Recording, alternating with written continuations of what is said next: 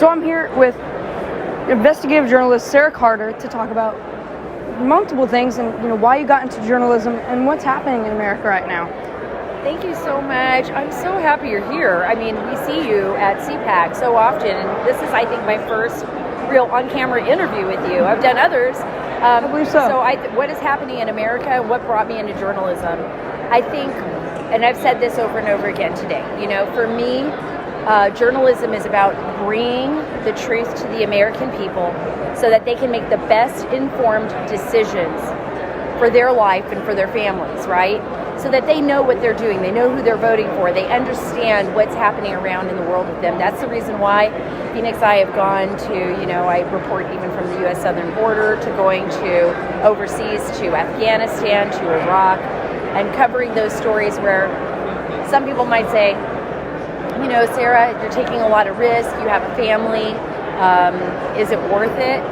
And I say that's the exact question, River, that I ask myself. And I know you're a journalist and you've got a lot ahead of you, but that's the question I ask myself every time I do a story. Is it worth the sacrifice? Is it worth going out there? And if it is, then I do it. And if I'm only doing it for selfish reasons, if I think, I've done this a million times, this will be fun, I'm just going to go up there, and then I won't do it. So if it's worth the risk, yeah, I'll do it. If it's worth it, and bring that story back. And what's happening in our country today actually frightens me. I'm actually very worried about our freedom of speech, our First Amendment rights, our Fourth Amendment rights, the Bill of Rights, the trampling of the Constitution. I evolved from being an investigative journalist to being more of an investigative columnist because I felt that, especially after all the work I did on the Russia-Trump probe, I felt that I couldn't keep my mouth quiet anymore, that there were too many things coming out that were far beyond just stating the facts, right? Because no matter how hard I put those facts out there, right, it was up to the Department of Justice to hold people accountable. And when nobody was being held accountable, I thought to myself, well then, what is it all for? What does it mean when our own Department of Justice, we can't take the law into our own hands. It's up to them. It's up to us to present the facts, and it's up to the DOJ to do it and to follow through. And I didn't see that happening, and now I'm really sad. I'm seeing a lot of censorship issues. I'm seeing big tech companies that are the most powerful in the history of our world, basically censoring people's free speech. And using all kinds of excuses to do that. And I wouldn't do that. I wouldn't do that to MSNBC or CNN. They can say whatever they want to say, right? I don't have to watch it. So I hope I didn't talk too much, but that's it in a nutshell. Now, I saw you grew up in Saudi Arabia, correct? Right. And Saudi Arabia is in the news a lot right now because we're hearing that possibly the prince there knew about the killing of Jamal Khashoggi before it even happened. What do you think about that? And what type of country is Saudi Arabia? How are freedoms there? It's been a long time, but I spent my childhood in Saudi Arabia. I grew up in a monarchy, but my father worked for the American, for an American company overseas. And my mother immersed me in the culture. So I was always, let me tell you, when you're a kid, you don't really, you see the differences, but you don't really understand it the same way an adult would. Of course, life in the kingdom of Saudi Arabia is completely different. It's a monarchy, it's religious-based, it's Islamic. I still remember hearing the call to prayer 5 times a day. I'm an American, right? But as a child, I think it gave me so much more.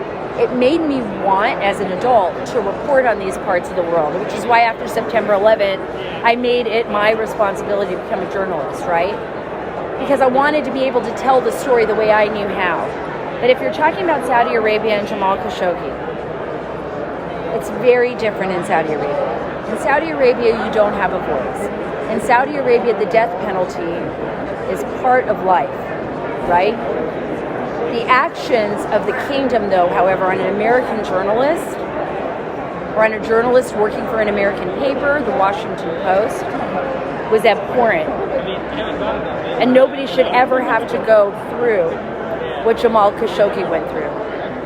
no one should ever have to go through, you would think, like what Daniel Pearl went through. And you're looking at U.S. policy right now. Okay, sure, under the Biden administration, the intelligence apparatus decided to release the report that said, look, the Saudi prince, the crown prince, is responsible. He knows everything that's happening in the kingdom. He would have known about Jamal Khashoggi's death, right? There's a lot about Jamal Khashoggi, though, that we don't know. There's a lot about the kingdom that we don't understand. And you can't just release a report like that and then not hold anyone accountable. So my issue is this, my question is this: why did the Biden administration, why was this report released? What actions will the Biden administration take now that they've released this report? And I think that with the Trump administration, you saw a little bit different. There was a little bit more of a tempered approach to this, right? Like, well, the crown prince has come out publicly and he said, you know, that he is saddened by the death of Jamal Khashoggi, that he wasn't aware of this. Whether we believe that or not, that's what he said publicly. So I just think it'll be interesting to see how they play out foreign policy with Saudi Arabia, because Saudi Arabia is actually, in some ways, a necessary evil of our foreign policy in the Middle East. I mean, if you're talking about standing on principle, though, and freedoms, should we require our allies to stand on the same concepts of freedom and principles that we stand on? And should we espouse those to the world? Those are really heavy-duty questions, and those are really hard questions to answer when you're dealing with foreign countries that are allied to you and sometimes very different than you. And it's even harder when you're dealing with enemies. So it'll be interesting to see how the Biden administration plays this out. Now, I have two questions, but I'll try to make it one. So what story do you think has had the most impact on people throughout your career? And if you can tell us, what are you working on now? So, working on now, start with first, I'm going back out to the border, the U.S.-Mexico border. I'll be covering stories there because I think it's a very important issue. And I think it's one in which we're seeing like significant changes. So they're changing from the Biden administration. You know, the Biden administration is basically rolling over many of the executive orders and policies that were in place under the Trump administration. And we're seeing a surge of undocumented children and families at the U.S.-Mexico border. And we're also seeing a surge in cartel wars. So that's something that I'm working on and focusing on the national security of our country, as well as the humanitarian crisis on both sides of the border. As for what's had the most impact in my life, I think covering the war and being overseas with our troops and really understanding what our nation, you know what I mean, has gone through. Like, why are we over there fighting? Why do people join the military? Why are we every day fighting to ensure, and I'm not talking about fighting in the sense of fighting each other, right? But us fighting to ensure the sanctity of our Constitution, right? And the foundation of our nation. So for me, it was Afghanistan. You know, for me, it was being out there on the front lines with the troops and actually seeing the sacrifices that Americans were willing to make to protect this nation, to protect us, so that you could go to the mall with your family or shop, or so that we could be free, right? Without the threat of war on our homeland. And then it was seeing those young people give their life. And that impacted my life, I think, profoundly.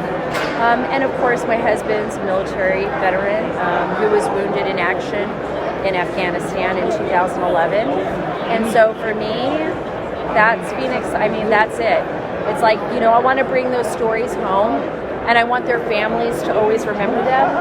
And I believe that that's our job. Our job is to tell the truth the best we know how, and hopefully that truth affects change in a positive way, right?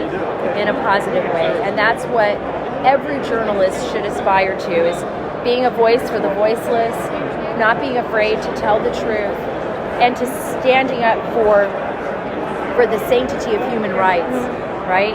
And especially for my nation, which I feel so blessed to be a part of. Well, thank you so much for your time. Thank you.